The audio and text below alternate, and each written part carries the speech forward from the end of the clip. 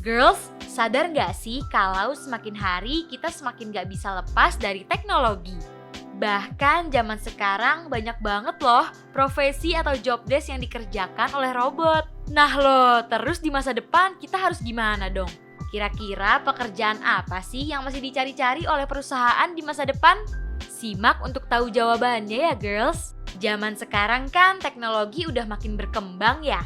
Nah, dengan berkembangnya teknologi ini, kita jadi punya kecenderungan buat nikmatin hidup dengan cara yang lebih praktis. Hal ini secara nggak sadar memaksa segala bidang buat manfaatin teknologi. Contohnya dalam bidang bisnis atau usaha, banyak loh perusahaan yang berlomba-lomba menggabungkan teknologi dengan bisnis. Konsep penggabungan ini dikenal dengan istilah digital transformation. Di antara kalian ada yang familiar nggak sama istilah ini? Jadi digital transformation itu proses di mana manusia memanfaatkan teknologi digital untuk menciptakan sesuatu yang baru atau memodifikasi proses bisnis. Tujuannya ya demi memenuhi kebutuhan pasar. Menurut laporan dari World Economic Future, ada beberapa pekerjaan atau skill yang sangat-sangat dibutuhkan perusahaan dalam beberapa tahun ke depan nih. Gaby udah rangkum beberapa sih. Kalau kalian mau tahu apa aja job desk-nya, jangan lupa ya, subscribe, nyalain tombol lonceng, dan like dulu videonya. Digital Project Manager, seseorang yang punya tanggung jawab untuk mendevelop produk yang valuable, usable, dan feasible disebut Project Manager. Nah, kalau Digital Project Management sendiri merupakan prosesnya. Proses Project Manager dalam mengeksekusi development plan dan memastikan proyek berjalan dengan lancar. Nah, mereka ini punya pedoman untuk mengembangkan return of investment. Apa tuh return of investment? Return of investment itu bisa dibilang cuan yang dihasilkan dari pengeluaran investasi perusahaan. Biar kalian bisa mengenal lebih jauh tentang Digital Project Manager, Gaby bakal kasih tahu kalian tugas-tugas yang dilakukan oleh Project Manager. Apa aja ya tugas dan tanggung jawabnya Digital Project Manager? Tugas dan tanggung jawab Project Manager nggak kaleng-kaleng loh girls. Yang pertama, membuat dan mengkomunikasikan suatu project plan, schedule, dan budget. Project Manager mau nggak mau harus merancang project plan yang detail, mulai dari penentuan budget yang harus dikeluarkan perusahaan, timeline, sumber daya, sampai tujuan utama yang mau dicapai project tersebut. Nanti di video selanjutnya, Gaby bakal kasih tahu deh kiat-kiat untuk menjadi individu yang lebih detail. Haha, makanya keep on watching ya. Terus yang kedua, membangun komunikasi tim yang efektif. Pernah dengar kan istilah communication is the key? Di segala aspek, komunikasi itu penting banget loh girls. Apalagi untuk project manager dalam menyampaikan informasi penting, jelas, dan efektif biar bisa dipahami semua anggota tim. Ya, tujuannya untuk menghindari misinformasi dan mewujudkan visi yang sama. Last but not least, mengkalkulasi budget pengeluaran. Nah, kalau menurut Gaby, tanggung jawab yang satu ini nih sangat beresiko. Kalau kamu punya niatan untuk jadi project manager, yuk dari sekarang mulai belajar mengelola uang dengan baik dan benar. Yuk, kenapa sih? Ya karena project manager dituntut untuk berhati-hati dalam menentukan dan memantau penggunaan anggaran milik perusahaan. Kalau sampai salah perhitungan nih ya, gimana ya? Gaby sih angkat tangan. Tuh, udah jelas kan tanggung jawab yang harus dipikul seorang project manager? Padahal nggak rindu, tapi berat ya. Terus untuk jadi project manager yang hebat, skill apa aja sih yang kamu butuhin? Nah, ini dia bakal Gaby jelasin dari dua sisi ya, yaitu hard skill dan soft skill. Hard skill atau kemampuan teknis yang harus kalian kantongi adalah: pertama, pengetahuan tentang metodologi project management. Metodologi project management ini bisa dibilang suatu proses atau cara yang kamu lakuin untuk menyelesaikan suatu project. Nah, dengan memahami metodologi ini, kamu bisa dengan mudah mengatur pengerjaan project dengan tersusun, lebih efektif, dan terstruktur. Kedua, manajemen tim. Project management gak bisa jauh dari kerja sama tim. Kamu seenggaknya harus bisa menguasai skill ini, biar teman-teman satu timmu bisa bekerja secara produktif dan melatih mereka untuk terus ningkatin skill. Terus kemampuan soft skill diantaranya yaitu skill komunikasi yang baik. Kamu nggak harus talkative kok, asal kamu bisa menyampaikan maksud dan tujuan kamu dengan jelas ya nggak masalah. Selain itu, kamu juga dituntut untuk jago negosiasi. Negosiasi di sini penting karena nantinya kan kamu bakal berhadapan nih dengan klien dan stakeholders. Nah, gunain tuh skill ini untuk negosiasi budget atau keinginan klien yang banyak maunya itu. Kalau belum jago nego, kamu bisa nih berguru sama ibu kamu yang tiap nawar barang di pasar selalu dikasih sama penjualnya. Gimana? Kalian ngerasa punya beberapa skill yang udah Gaby sebutin tadi? Kalau punya, manifesting dari sekarang untuk jadi project manager yuk! Oke, pekerjaan paling dilirik perusahaan selanjutnya yaitu data visualizer. Saat dosen atau teman kerja kalian lagi presentasi tentang analisis data, kalian lebih nyaman kalau informasi itu disampaikan lewat metode visualisasi kan? Daripada dalam bentuk teks yang padat, udah gitu ukuran fontnya tuh kecil-kecil, sampai mau baca aja susah.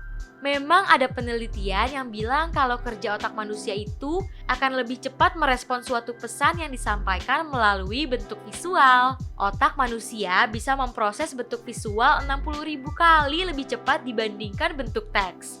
Makanya sekarang kalau kalian perhatiin di media sosial, banyak banget kan informasi yang disampaikan melalui teks bergambar. Nah, disinilah peran data visualizer dibutuhkan. Terus apa sih data visualizer? Data visualization atau visualisasi data adalah cara yang digunakan untuk memberikan informasi dalam bentuk visual kayak gambar, grafik, bagan, dan lain-lain. Tapi kenapa ya peran data visualisasi itu penting? Ya kayak yang udah Gaby jelasin di atas. Selain akan mempermudah pembaca memahami informasi data atau konsep yang sulit dipahami, visualisasi data juga akan mempermudah stakeholders dalam membuat keputusan yang tepat. Data visualizer mengubah data ke dalam bentuk visual, dibantu beberapa tools ini loh girls. Tebak dong komen di bawah ya. Tools yang paling sering digunakan data visualizer pertama adalah Tableau. Dengan Tableau, kamu bisa mengubah data yang kamu miliki menjadi visual yang menarik. Tools ini user-friendly kok girls, karena Tableau bisa mengelola metadata dan membuat visualisasi tanpa coding. Jadi kalau kalian gak menguasai coding, jangan khawatir, kalian masih bisa kok menggunakan tools ini. Selain itu, Tableau juga mempermudah kamu bekerja secara kolaborasi bersama tim dengan dashboard dan integrasi spreadsheet yang sudah mereka sediain. Kedua, Microsoft Excel. Microsoft Excel bisa dibilang senior dari tools-tools yang ada di sini. Karena udah sejak lama beliau menerapkan visualisasi data yang bisa mengerjakan data dalam skala kecil maupun besar. Performa Excel jangan ditanya ya. Excel bisa membuat atau merevisi suatu dataset ke dalam worksheet dengan baik. Di nomor 3 ada Zoho Analytics. Sebenarnya karakteristik dari tools ini nggak jauh beda dari yang sebelumnya. Bisa dibilang Zoho merupakan tools analitik yang lengkap dan scalable. Beliau ini juga bisa digunakan lewat mobile kayak iPhone dan Android app loh. Terakhir dari list Gaby ada Infogram. Infogram ini merupakan tools visualisasi data yang intuitif. Tools ini bisa memudahkan kamu dalam berbagi dan membuat pekerjaan kamu konsisten dengan template yang menarik. Duh, seru banget ya pekerjaan dari data visualizer. Kalau kalian tertantang untuk jadi data visualizer, kalian mesti punya beberapa skill ini girls, yaitu bisa berpikir kritis dan logis, punya keterampilan dalam desain visual dasar, bisa mengembangkan pemahaman audiens, dan kalian harus bisa, istilahnya mendongeng lewat data.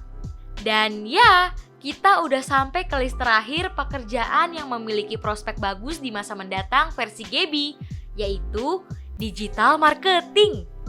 Kalian sering perhatiin iklan di media sosial saat ini nggak? Iklan yang muncul belakangan ini di media sosial kayak Instagram, YouTube, Twitter, atau bahkan web adalah salah satu penerapan dari digital marketing. Apa sih definisi digital marketing secara garis besar? Digital marketing itu cara pemasaran produk yang dilakukan dalam bentuk komunikasi digital. Tujuan utamanya adalah untuk bisa lebih dekat terhubung dengan target konsumen ya girls. Tapi kenapa ya digital marketing itu penting? Dengan pola kebiasaan masyarakat sekarang yang nggak bisa lepas dari teknologi, cara pendekatan yang paling ampuh diambil oleh perusahaan buat ningkatin sales, yaitu memasarkan produk secara digital. Selain itu, ada beberapa keuntungan lainnya yang mesti kalian tahu buat ngejawab alasan perusahaan sekarang tuh lebih pilih digital marketing, yaitu membangun hubungan komunikasi dengan konsumen. Kalian pernah dengar istilah mempertahankan sesuatu lebih sulit daripada mendapatkan? Ya, itu juga berlaku di dunia bisnis, girls.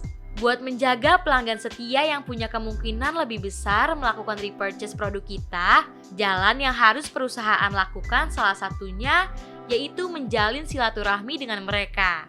Hal ini akan membuat mereka lebih setia karena merasa di-treat dengan baik sama kita. Keuntungan selanjutnya adalah kemudahan dalam membangun branding produk. Dulu nih, untuk membangun branding suatu produk harus kelihatan mencolok buat dapetin perhatian konsumen.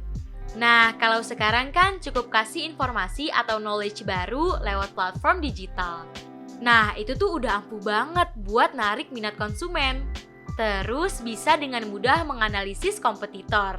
Informasi yang tersedia di internet bisa ngebantu perusahaan menganalisis tren dan kondisi pasar. Perusahaan juga bisa intip-intip dikit nih strategi yang dipakai kompetitor untuk nentuin brand positioning di pasar. Ya, kira-kira itu sih girls beberapa keuntungan dari penerapan digital marketing. Terus untuk menjadi seorang digital marketing apa aja sih skill yang harus dikuasai? Nah, bagi kamu nih yang memiliki minat berkecimpungan di dunia digital marketing, kamu perlu mengantongi keahlian dalam periklanan, punya skill buat jualan, kreatif dan kemampuan analitis. Gimana? Udah mulai tertarik untuk mendalami jobdesk ini? Kira-kira role mana nih yang paling buat kalian tertarik? Intinya girls, setiap pekerjaan itu punya resiko masing-masing ya, tergantung sama diri kalian sendiri. Mampu nggak nih menghadapi tantangan unexpected yang akan muncul? Bisa nggak kalian tanggung jawab dengan pekerjaan itu? Lah, Gaby kok malah sok kasih wejangan ya?